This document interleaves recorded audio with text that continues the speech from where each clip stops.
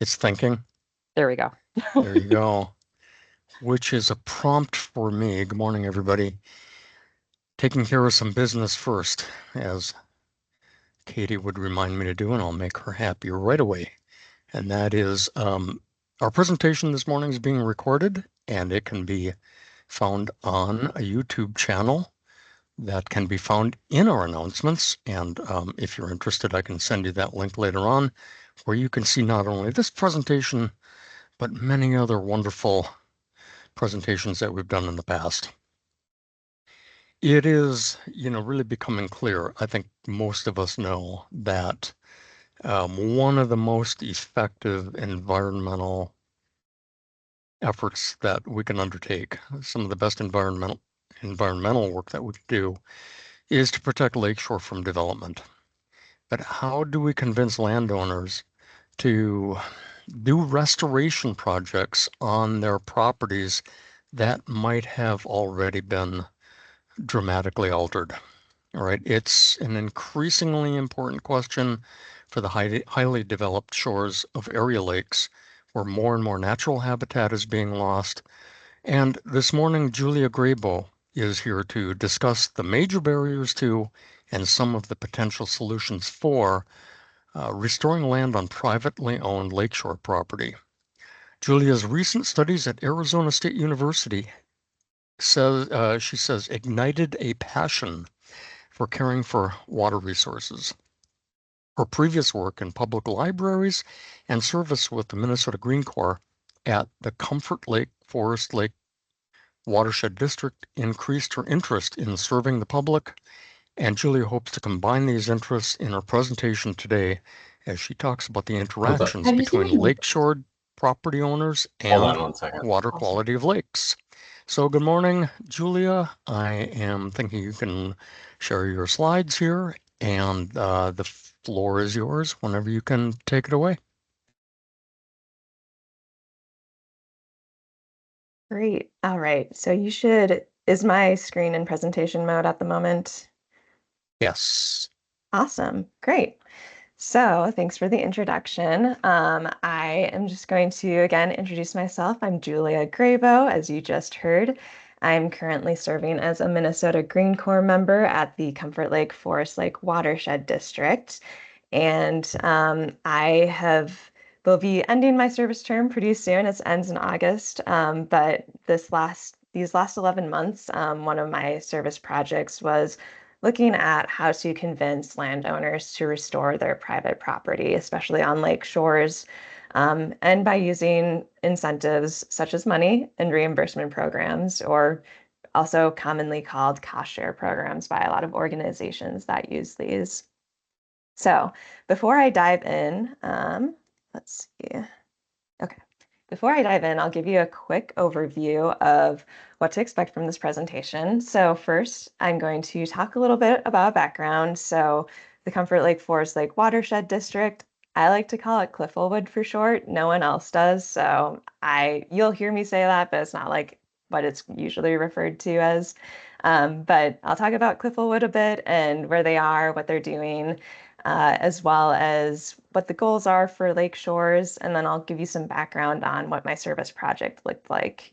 And then I'll jump into the meat of the presentation, which is going to be asking a few questions. So who's interested in using these reimbursement programs? And then what barriers do they face when trying to use these programs? And what are possible solutions for helping them overcome those barriers? And also, I want this to think about this as well for individuals who might not currently be interested in these reimbursement programs and what solutions are there to bring them bring them in to kind of gain interest in these and these restoration goals. And then I'll wrap up with some final thoughts, summarize what I talked about in case you spaced out at any moment. And yeah, so that's going to be the overview of my presentation. So first, as I promised, I'll go over some background. So Comfort Lake Forest Lake Watershed District, the most well-known or biggest city that is in it is Forest Lake. So it's just a little northeast of the metro area. And it is a tributary to the Sunrise River, which flows into the St. Croix River and eventually reaches the Mississippi River. So that's where it's located.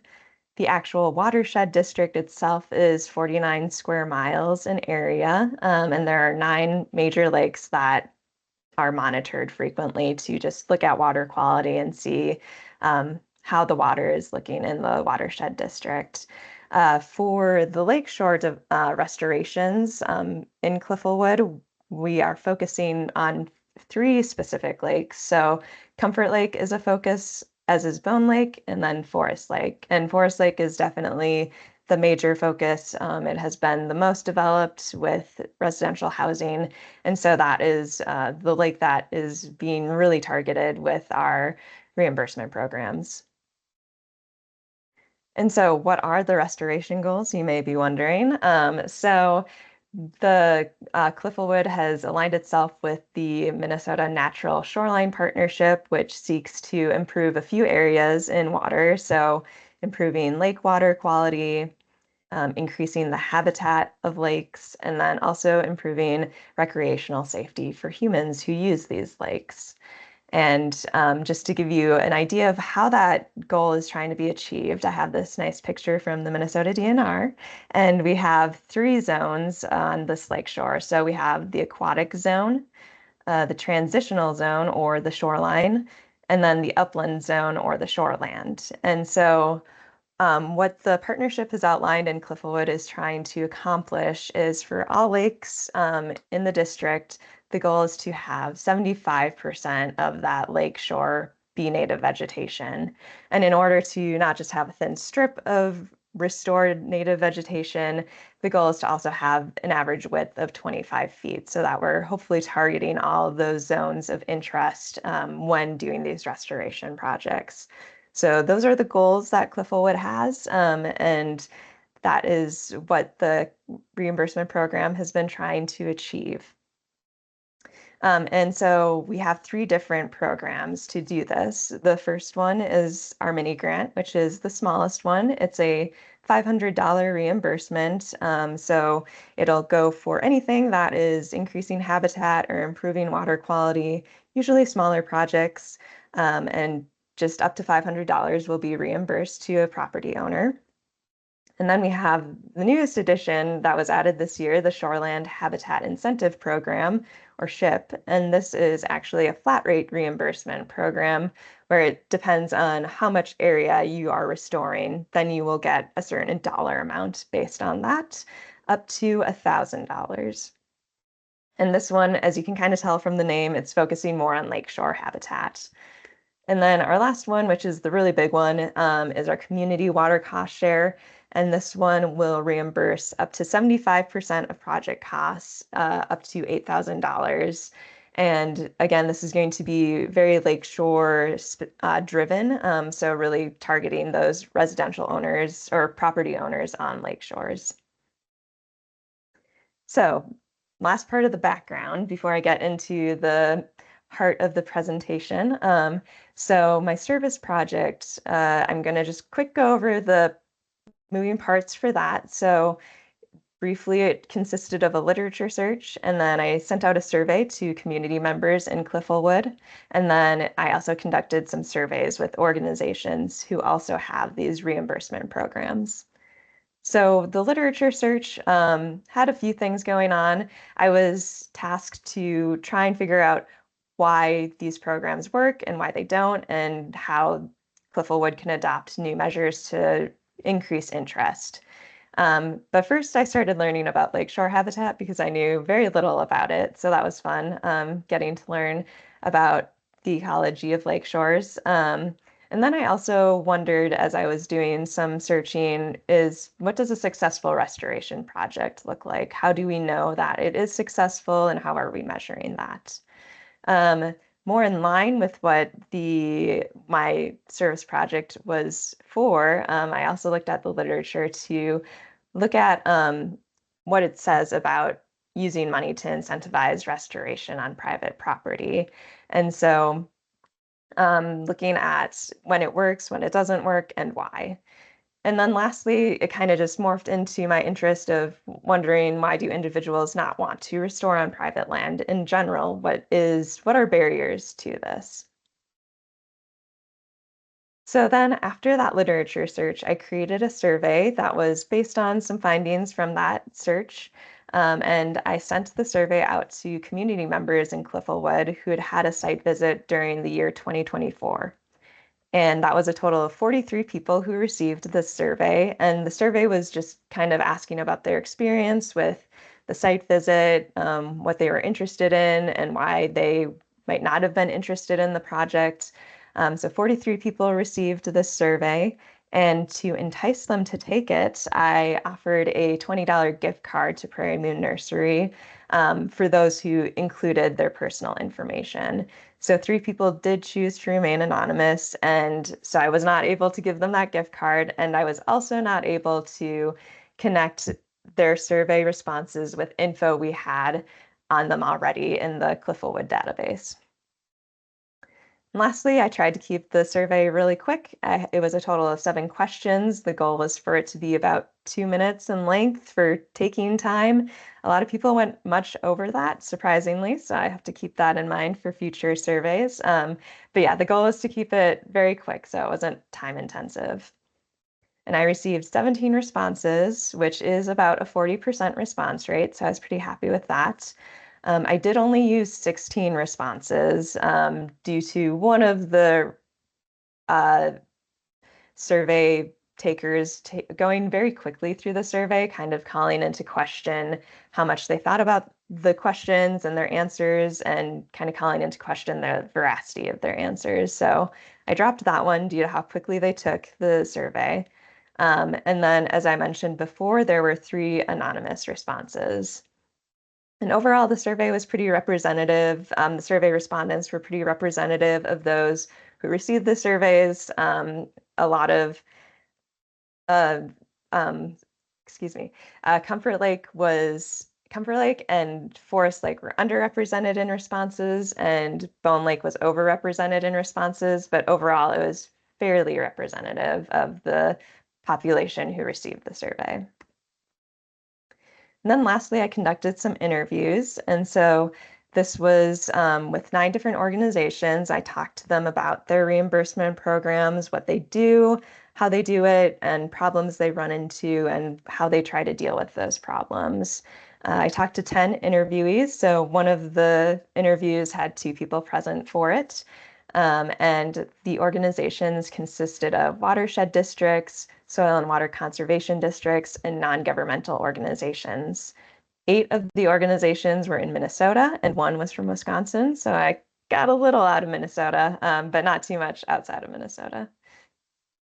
So now getting to the actual presentation, past the background stuff. My first question is just wondering who's interested in these reimbursement programs, who was contacting Clifflewood for these site visits, and wondering about restoration projects. So one of the things that I kind of had an assumption going into, and that I felt the interviewee from Organization F described really well, is that this idea that people who are reaching out for site visits and these and those who are interested in these reimbursement programs tend to be like-minded, in the sense that they have goals that align with the organization that has this program, and they're trying to achieve similar goals. And so one thing I thought would be interesting to consider is, if they are like-minded, do we see that those who are having these site visits and are interested in these restoration projects, do they tend to have lakeshore property that's already kind of where we want to see it? And so one thing I was able to do was Clifflewood does surveys along the lake shores, and what they do is they score those 3 zones I talked about: the aquatic, the shoreline, and the shoreland. And it is a score that ranges from 0 to 4. It's based off of the DNR's Score the Shore. So you may have heard of that. But the score goes where if you have 0, that means the area is highly developed. It's not where we want to see it. And a 4 is, that's really what Clifflewood's looking for. A lot of native habitat is going on. And so staff from Clifflewood will go in like 100-foot chunks and score the shore, and then Using that information, I was able to find when someone had had a site visit, find the closest score point to their shore, and then use that to kind of get an idea of what their lakeshore property is looking like. And so here I have some box plots, and for a quick overview for anyone who's not familiar with them, box plots are showing we have the minimum score and the maximum score, and then the median is this thick line in the middle, and then we have first and third quartiles of scores that people had. And so on the y-axis, we have that survey score, the 0 to 4 that I talked about. And on the x-axis, I have the lake that was scored. And then divvying up, just to make this more complicated, I divvied up this, the x-axis so that you can have, like here we have Bone all, so that's indicating what Bone Lake scored completely for their entire lakeshore survey. And then the site visit is indicating what the people who had had site visits, what their lakeshore properties scored as based on how finding the nearest score. And so what I was expecting to see was maybe the median being a little higher for those who'd had site visits, but that doesn't actually appear to be the case. Bone Lake maybe a little bit higher. Comfort is about the same median, and Forest Lake is actually a lower median. So kind of suggesting that maybe that the people who are reaching out to Clifflewood for site visits are not already having properties that are where we want them to be. So, which is great. We want to be reaching people who are having highly developed properties. And then for my survey, one of the questions I asked was, why did you schedule a site visit? And they could choose more than one answer. So these add up to more than 16. And a quick rundown of this graph, we have the number of responses. So how many people chose an answer. And then on the x-axis, I have the actual answers they could choose from. And so the first one, curious, is just indicating that the person scheduled a site visit because they were curious to hear what Clifflewood staff would suggest. The habitat one is indicating that they are interested in increasing habitat on their property. The problem indicates that the person was experiencing a problem with their property, and so they'd reached out to Clifflewood for help, and that's why they'd scheduled the site visit. Project help indicates that they are working on a project. We don't know what project, but for whatever reason, they decided to reach out to Clifflewood and have them come out and provide advice and help. And then the last answer is water quality, which is just indicating they are interested in improving water quality. I don't know what water they're referring to, but that was a goal for why they scheduled the visit. And so I divided these up into project types. So shoreline indicates that it was a lakeshore specific project that they were having the site visit for. Other is any other type of project. And I think it is interesting to look here that we have the habitat, increasing habitat and improving water quality was only chosen by those with lakeshore properties. So that is maybe indicating that there is some alignment and similar goals with those who are reaching out for site visits for these lakeshore properties. Whereas those who have the other projects are not necessarily, they may not have those same interests going on. And so I want to look more closely at the problem and project help answers because, for instance, a problem could have a lot of solutions, and kind of understanding the motivations for why the person has Clifflewood come out is important. So if they're dealing with erosion, they might say, I really want to put in native habitat to reduce erosion. Or they may say, I just want to throw riprap in. And so those are very different outcomes. And so I just wanted to get an understanding of what that looks like. So I have a table here that's looking at these answers more closely. And in this first one, we had 4 people respond that they were looking for help with the project.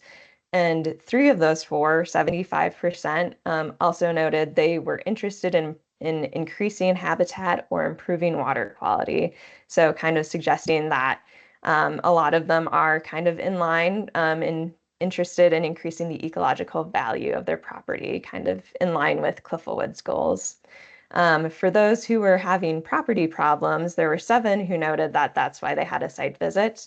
And only 3 of the 7, or 43%, were also interested in improving the water quality or increasing habitat on their property. So again, maybe suggesting that there is 2 broad groups of people who are using this program, those who have values in line with Cliffle Woods, and those who maybe have other motivations for why they're reaching out.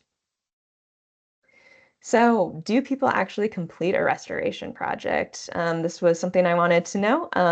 And so I asked it in the survey. So I asked, did you complete any restoration work on your property after the site visit?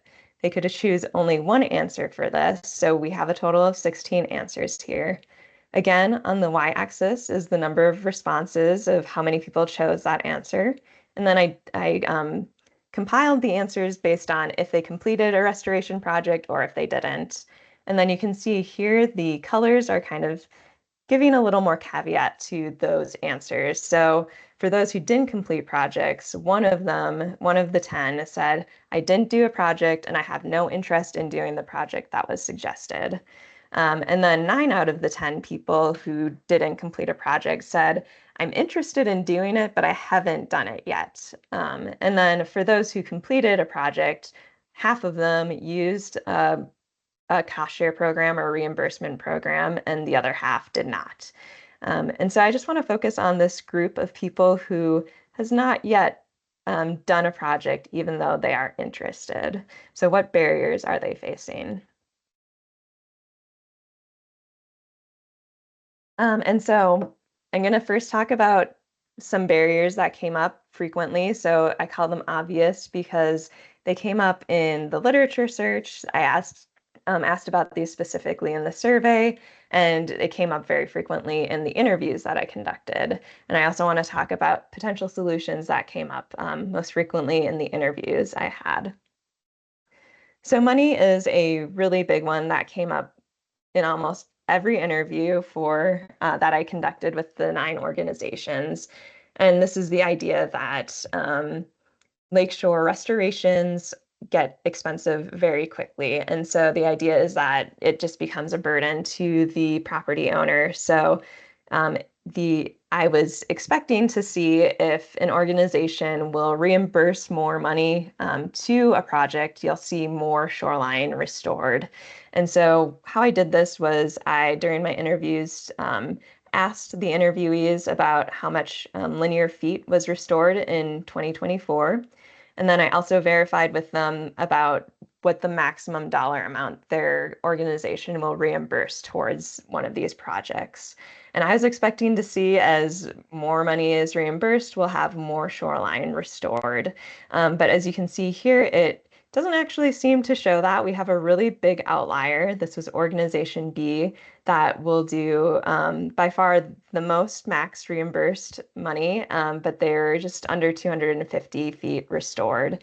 And so that definitely is calling into question how great this calling into question if max project reimbursement amount is a great way to measure this, because it does look like, if you don't look at this outlier, it does look like there might be some relationship going on here. And I would like to note that after speaking with Organization B, after they reviewed my report that I did on the interviews, they did say that it's very unusual to reimburse $200,000. They're usually in the $9,000 range.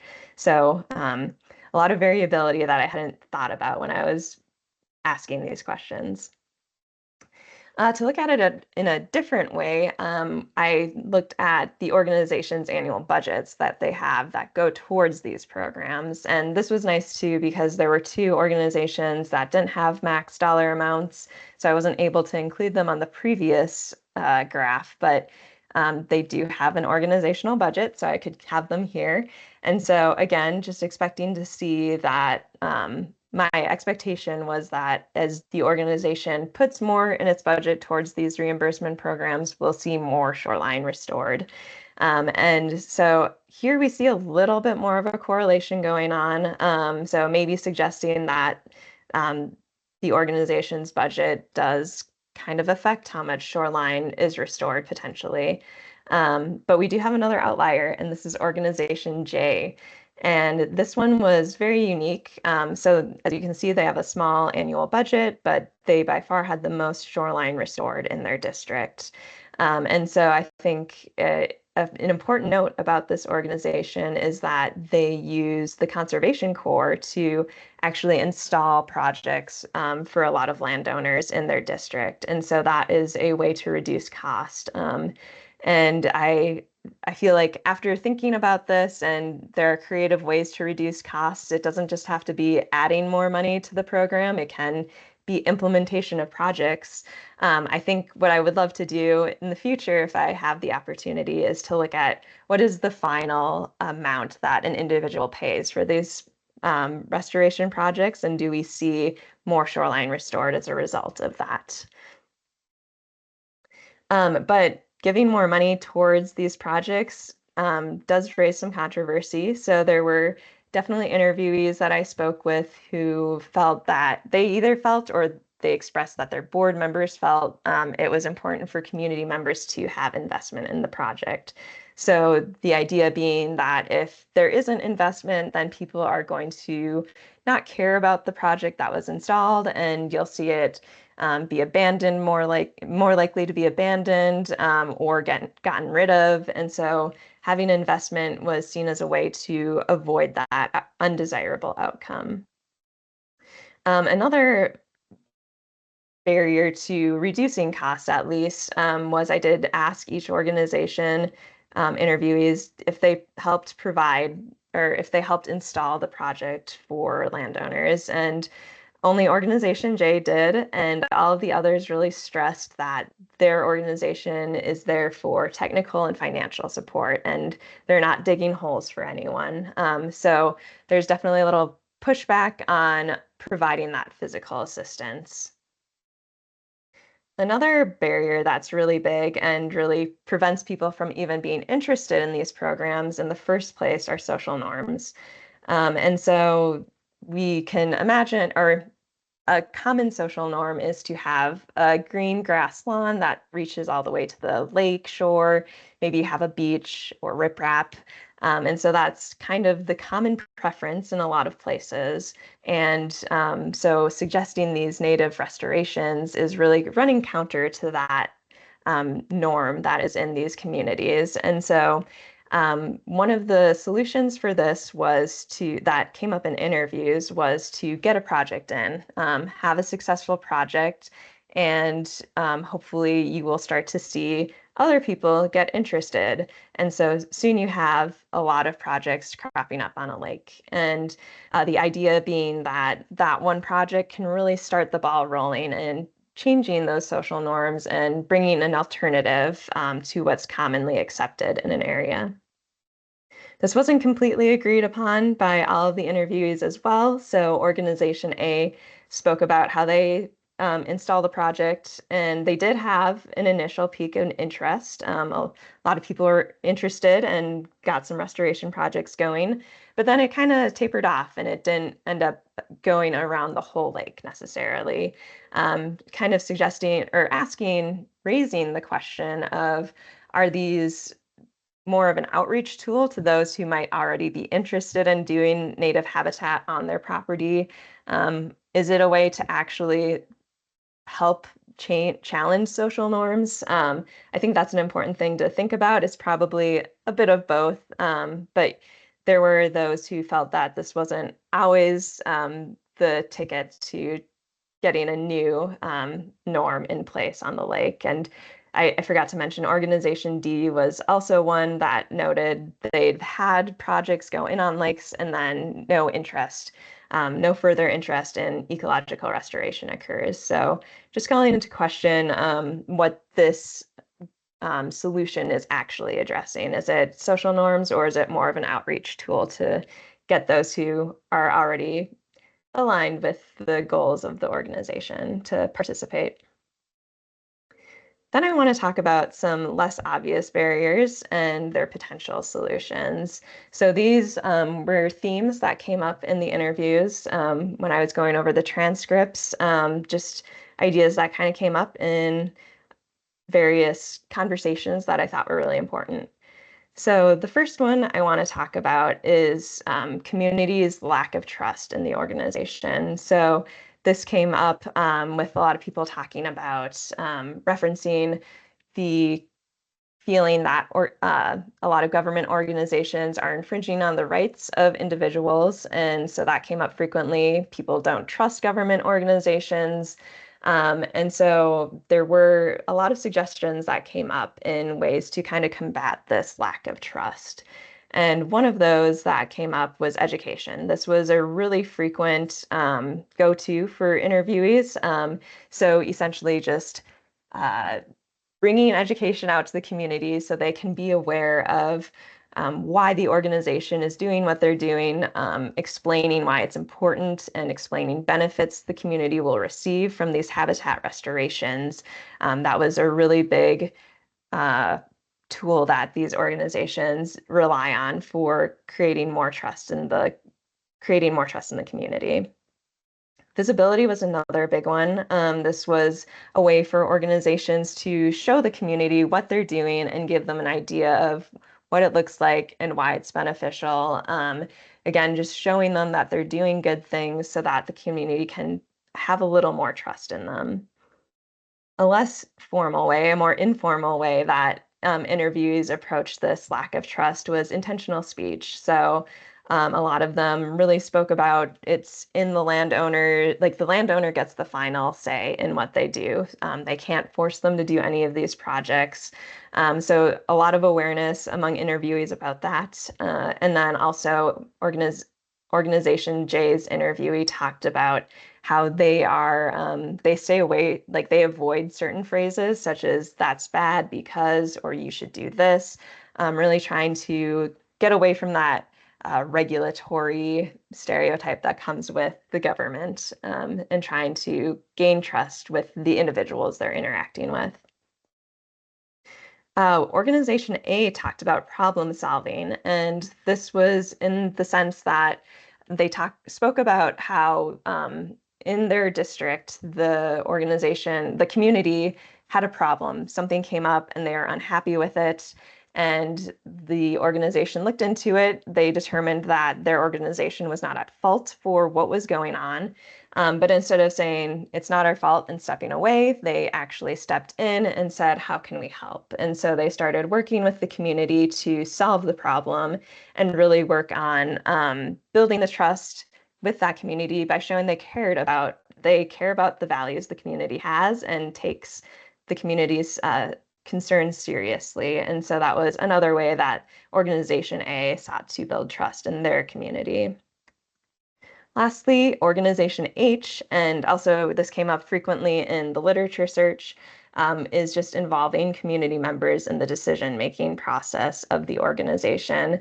So really taking a step further than the problem solving where they're inviting community members to share their values and incorporate those values into the organization's goals and what they're doing. And the goal for all of this is that the community will really trust the organization after all of these are in place. And I would like to highlight the problem solving and involving the community in decision making ones because the other ones are more one way. So education is telling the community what to think and why, and visibility again is just showing them like we're great. And intentional speech is it's trying to dispel stereotypes that come along with organizations that do these projects. Whereas problem solving and involving the community in decision making is definitely more of a two-way process. You can see that it's a two-way process in that they're not just talking at the community, they're listening to the community and taking the community's input seriously. And I think that's a really important piece that did not come up very frequently in the interviews other than with organizations A and H. Lastly, the final barrier I want to talk about is powerlessness. And so this is the idea that we have a really big goal. The goal is 75% of lakeshore to be restored, and that is no small feat. And one individual can feel very overwhelmed by that. And so with that overwhelm can come kind of paralysis or what can I actually do? And so this was hard to tell in the interviews if it was a reflection of the interviewee and what they were trying to accomplish in their organization, or if it was a reflection of the people they speak with in their community. Probably a bit of both. But it did come up talking about Organization F spoke about trying to relieve the burden of trying to solve all of the water issues in their community. And so a solution that they talked about frequently was collective action, with the idea that one person does something small, another person does something, and all together we have these small projects come together to achieve that big goal that we're trying to get to. And all is right with the world when we get there. And so that was didn't come up super frequently in the interviews, but several interviewees talked about wanting to do just get out there and make sure people are able to do something rather than nothing. But this was controversial as well. So there were a couple organizations, F and G, both actually pushed back against this idea where they spoke about restoration projects being ineffectual if they're too small. So they were very much of the viewpoint that it needs to be a certain size, otherwise you're not getting what you want out of that restoration project. And I think that's a really interesting question to ask. It was one I hadn't really considered before, but is this collective action effective? Does it do what we want it to do? Or is it not actually really solving the problems that we're trying to address? Or are there any negative consequences that could come from these smaller projects? So I would love to look into that more. And then another one that is tangentially related to this is interviewees, when talking to individuals who are looking at these reimbursement programs, they really wanted to ensure that there was investment in the project the community member would engage in. And so one thing they wanted to do was weed out those people who maybe just want free money or want to try something and aren't actually dedicated to the project they would be installing. And so this would make the smaller projects a little harder to do because they felt that when a project got bigger, then those who are actually committed to restoration, those people would still be interested, whereas those who maybe just wanted to do landscaping or essentially beautifying their property without actually improving the habitat or water quality, try to get those individuals out, weed them out by having the project be bigger than they might be comfortable with. And so that is another way that, another thing to call into question about the collective action and the longevity of the project as well, ensuring that it is doing what it's supposed to do. So I'm just going to sum up my final thoughts. I think a really big thing to consider is the individual's motivations. So are they ecologically driven in those motivations, or is there some other motivation? And we saw that maybe there are both groups represented who are interacting with Clifflewood and the reimbursement program. And so just being aware of what the motivation of the individual is. And then how do we make the program more accessible? So it seems possible that more money towards it will help, or reducing the overall cost to an individual could create more restored shoreline going on. But there are other ways to go about doing that. And it doesn't just necessarily include throwing more money at the program. As Organization J showed, they reduced costs by using implementing those projects and reducing the cost to individuals. And so just thinking creatively about how to make the program more accessible. And then I think it's really important to think about how we approach differences in social norms. So how do we, when we're talking to individuals who maybe have the norm that the organization is not a fan of, how do we talk to them, and how do we acknowledge those differences? And then are the tools we're using to try and challenge those social norms, are those actually effective in doing that, or is that just another outreach tool? And then I think it's really important to listen to the community and hear what is important to them. In surveys, and Organization A also mentioned this, a lot of people in the community care about water quality. Most people don't want to have a polluted lake or unsafe drinking water and whatnot. And so I think finding common ground is really important to have a starting point and then kind of figure out where ideas and paths diverge. And so I think listening to the community could be a really good way to hear what they think is important and how they want to solve problems, and also show that you care about them and are incorporating their values into the organization's goals. And then lastly, I think it's really important to ask what makes a project successful. How do we know that these solutions that we're trying to increase engagement with these programs, how do we know that in the long run, these restoration projects are really increasing habitat or improving water quality? Are we measuring that? And I think that is something I would love to look into more as well. This just raised so many questions, and I would love to keep learning about it, but I only have so much time in the GreenCorps. But yeah, that's everything I had. Thank you so much for listening. I spoke really fast, I think, so hopefully it wasn't too quickly. But yeah, once again, my name is Julia Grabow, and thanks so much for taking the time to listen to this. Thanks so much, Julia. You did not speak too fast. It's 9:45, so perfect timing. Okay, awesome. I'm not seeing any questions in the chat right now, but if folks have questions, they can unmute, raise your hand, or go ahead and throw those in the chat for Julia. Oh, could you, do you want to reshare your screen with your contact information? Yes. There we go. Awesome. Well, Julia, I have a question to get us going while people are thinking of their questions. I was just really interested in what you were able to find out in your project here. One of the things that it reminded me of is I remember thinking years and years and years ago that if people just had the information, if they just had the facts, if they just had the data, that would change everything, right? That suddenly the light would go on and people would say, well, of course, here's what we have to do. And that would change the world, right?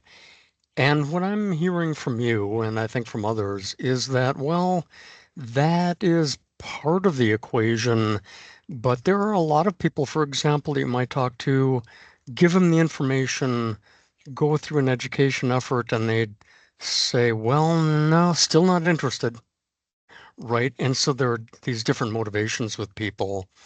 Some of them, like you said, might be financial. Some of them might be social norms, like you were talking about.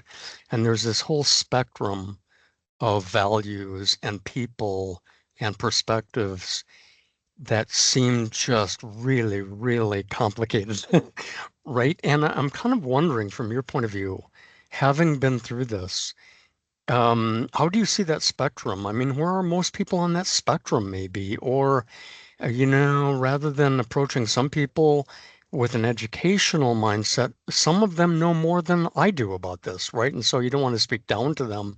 Do we need different messages for people of different value sets that would speak sincerely to those values with all the kind of same focal point in outcome? Can you speak a little bit more to that? Yeah, that's a fantastic question. And yeah, I think it's not easy. I feel like the nice thing about education is it feels like a one size fits all, and you can just roll it out everywhere. And I feel like really communicating and talking with people and understanding their values is really important. So then you can understand where differences are occurring and then kind of tailor from there. Like I was saying, I think finding common ground is really important because people do want good water quality where they're living, most likely.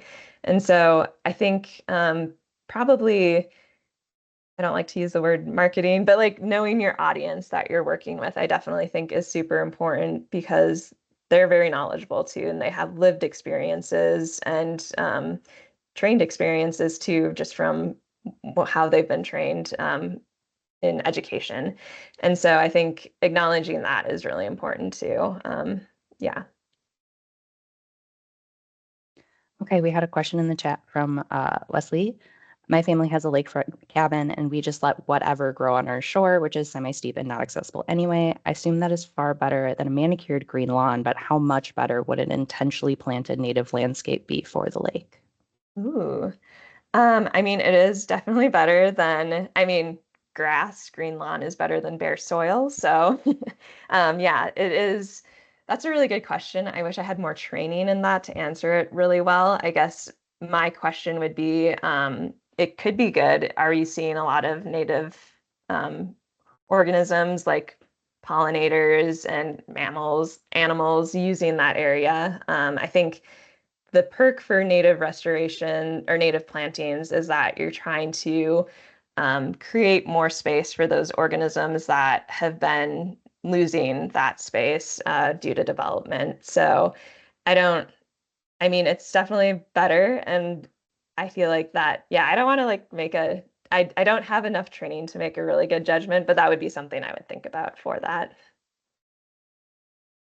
Awesome. Another comment in the chat. I think of the norms as aesthetic, not social. An art campaign with landscapes depicting the beauty of natural shorelines might change aesthetic norms. Okay. And so just, um, sorry, was that a question? No, that was more of a comment. Okay, cool.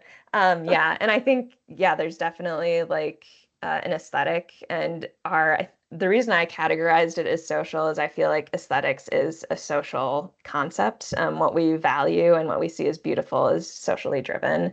But I also think there are different. I was interacting with a resident this spring, and they were talking about people who have more wild looking shorelines, and they indicated that those people don't really care about it and they're not they don't have pride in their property. And so I think there are a lot of things that can get wrapped up in that aesthetics as well. There are a lot of moral judgments we can add to that instead of just saying, oh, I just don't like that. Some people might see it as a very different, as a reflection of the person.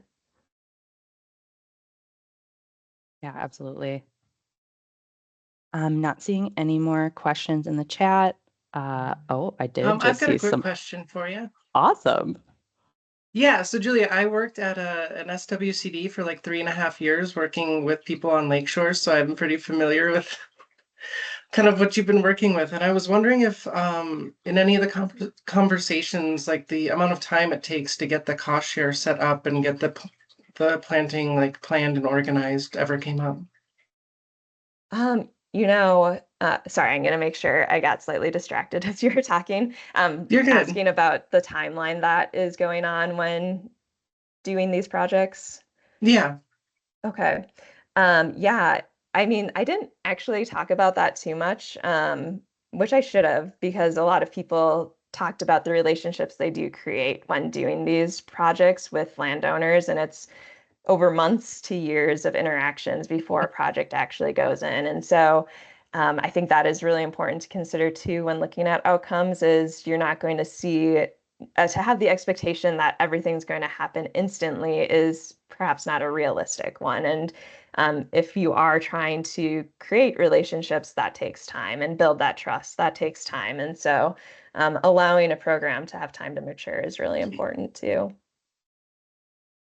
Did that answer your question?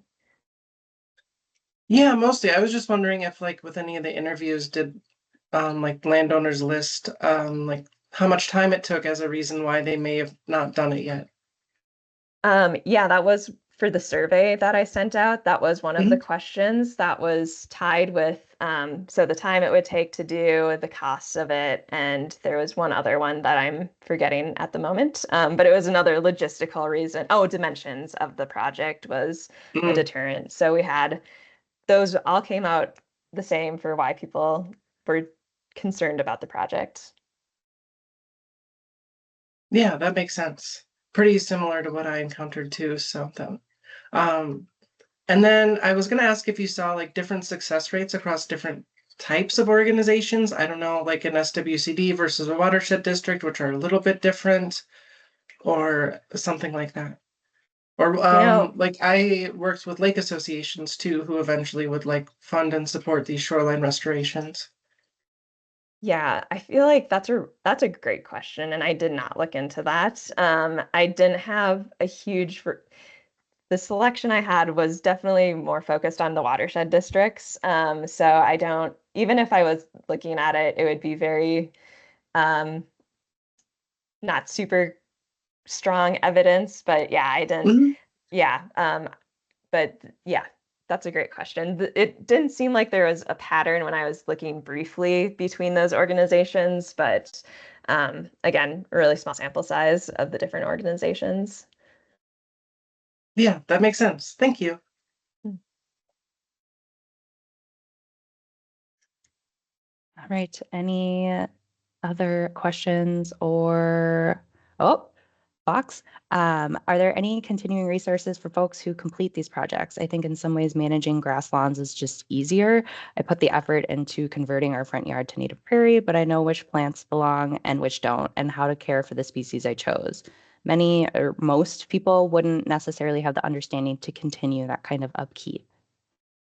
Yeah, that came up in the interviews quite a bit, and just the technical knowledge that's required for this. And so a lot of organizations would actually throw in maintenance grants, like that would be part of it. So the person could apply to have a grant to or a reimbursement for maintenance costs so that they could have a professional come out and maintain the property. And so that was a big one. And also just creating resources for individuals was educational sources for how to maintain their native planting. It is definitely not easy and it's a big learning curve. So creating newsletters to help those who had put in a restoration, Organization A would send those out to those individuals so that they would not be alone when dealing with this new type of landscape. That's awesome. Yeah, that was a great question. And then Paul just put the Lawns to Legumes webpage resource in the chat. So that's a helpful resource for sure. Okay, I'm not seeing any more questions in the chat. I will give it half a second because usually when I start to say thanks everybody, something else pops up. So I'll just drag it out for like 10 more seconds. But I think, yeah, I'm seeing a lot of thanks and great talk and thank yous. So I will take that as my cue to wrap things up. Once again, thank you so much, Julia. Awesome talk. Really close to home for, I think, a lot of folks on this call. And we appreciate you spending your Thursday morning with us. Thanks for having everybody me. else, have a great rest of your day. Thanks, Julia.